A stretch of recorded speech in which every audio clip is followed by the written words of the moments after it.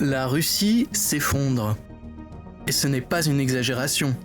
En fait, l'Empire russe est tellement certain de sa disparition qu'il a décidé d'envahir l'Ukraine, déclenchant ainsi la plus grande guerre que l'Europe ait connue depuis la Seconde Guerre mondiale.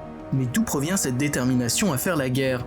Posez la question et vous obtiendrez bien des réponses différentes. Ne vous méprenez pas, car le sujet est complexe, c'est indéniable. Il existe une motivation cachée qui guide toutes les décisions du Kremlin.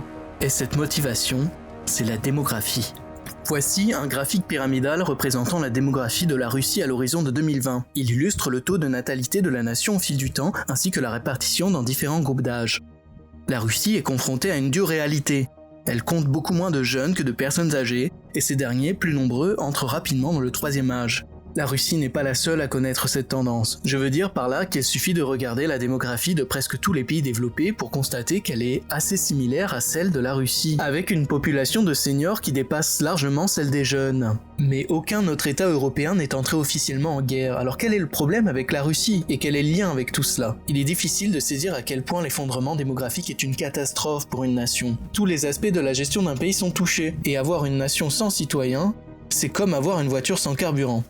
Que faites-vous si vous êtes dans une voiture et que vous manquez de carburant ? Vous faites ce que vous pouvez avec les moyens du bord. C'est l'une des principales raisons pour lesquelles la Russie a envahi l'Ukraine au moment où elle l'a fait. C'est le seul instant avant les prochaines décennies où elle dispose d'une population en âge de se battre, mais la démographie n'explique pas seulement la date choisie par Moscou pour faire la guerre, mais aussi le pourquoi de cette guerre. Jetez un coup d'œil à la carte topographique de l'Europe de l'Est. Vous avez remarqué quelque chose dans cette région ici et ici ? Cette zone plate et verdoyante constitue ce qu'on appelle la plaine d'Europe de l'Est. Les régions les plus importantes de la Russie, de Saint-Pétersbourg à la région de la Volga en passant par Moscou, se trouvent toutes dans ces 2 millions de kilomètres carrés de plaine. Cela signifie qu'il n'y a pratiquement pas de barrière naturelle pour empêcher une armée d'invasion d'attaquer par les frontières occidentales et d'atteindre de ce fait le cœur de la Russie, comme nous l'avons vu avec l'opération Barbarossa des nazis. La Russie les a vaincus, mais seulement après avoir subi des pertes humaines catastrophique.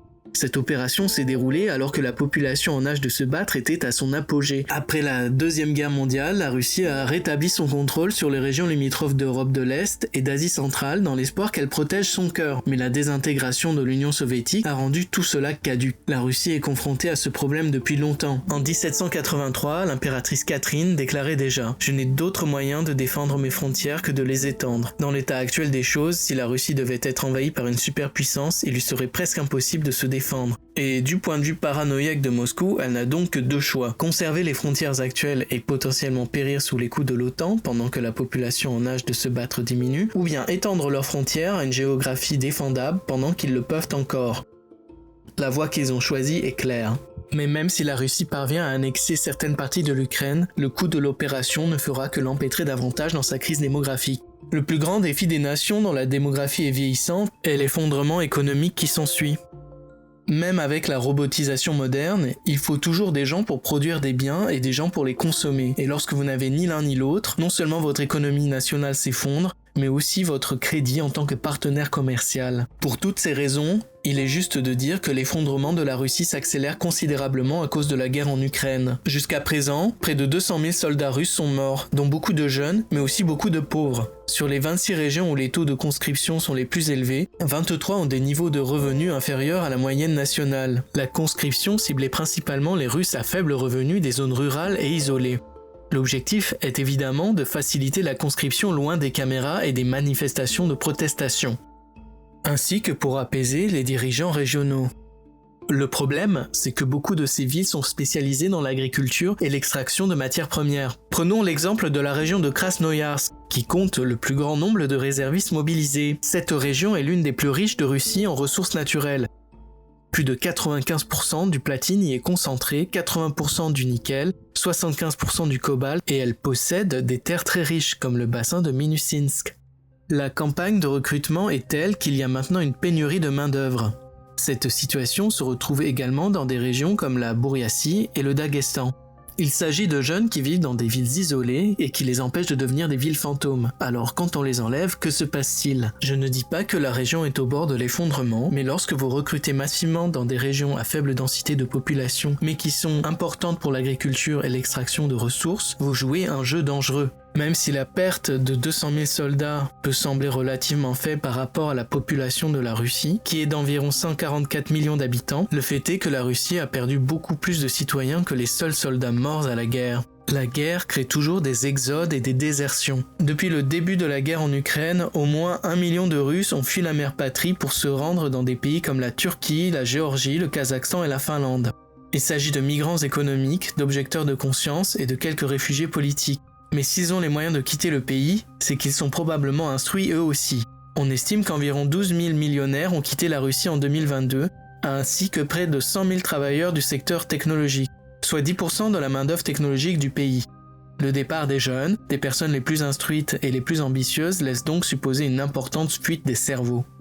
La Russie se retrouve donc avec des personnes plus âgées et moins instruites qui restent dans le pays, qui ne se battent pas, qui ne contribuent plus à l'économie et se contentent de vieillir. Cela ne fait qu'empirer la situation. Même avant la guerre, Poutine a offert des milliers de dollars aux familles pour qu'elles aient plus d'enfants, allant même jusqu'à décerner une médaille aux femmes qui auraient 10 enfants ou plus. Mais bien entendu, cela reste rare. En raison du faible taux de natalité de la Russie, qui se situe actuellement autour de 1,5 enfants par femme, loin des 2,1 nécessaires pour remplacer une population, la Russie a longtemps compté sur l'immigration en provenance des anciennes républiques soviétiques. Deux problèmes se posent alors.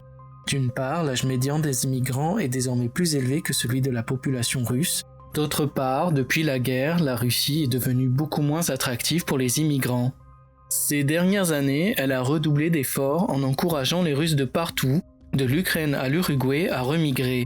Mais aujourd'hui, en raison de la peur d'être conscrits et de rejoindre un régime autoritaire, ainsi qu'une économie paralysée et de nombreuses sanctions, c'est sans effet. Il reste à voir ce qu'il adviendra, mais pour résoudre ce problème démographique, une autre option est rendue disponible par la guerre. Pour remédier au vieillissement de la population, il suffit d'enlever des enfants ukrainiens.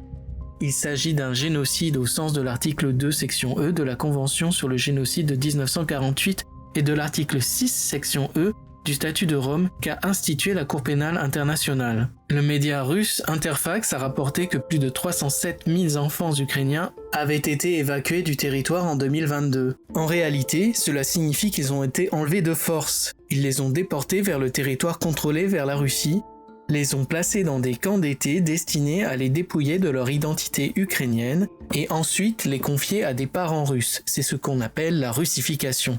N'oubliez pas non plus qu'il ne s'agissait que du mois de juin et on estime aujourd'hui à 700 000 le nombre d'enfants disparus. Ils recrutent des filles pour faire d'autres enfants et les garçons pour en faire de futurs soldats et prévenir ainsi toute menace potentielle. Du point de vue de la Russie, le jeu en vaut la chandelle. D'un point de vue purement stratégique, plus d'enfants ont été enlevés que de soldats n'ont été tués. Mais ce calcul ne tient pas compte de tous ceux qui ont émigré et de la fuite des cerveaux observés. Mais, si l'Ukraine peut récupérer ses enfants, l'effondrement de la Russie adviendra encore plus tôt que prévu. Et la guerre qu'elle a cherché à justifier pourrait être celle qui causera sa perte.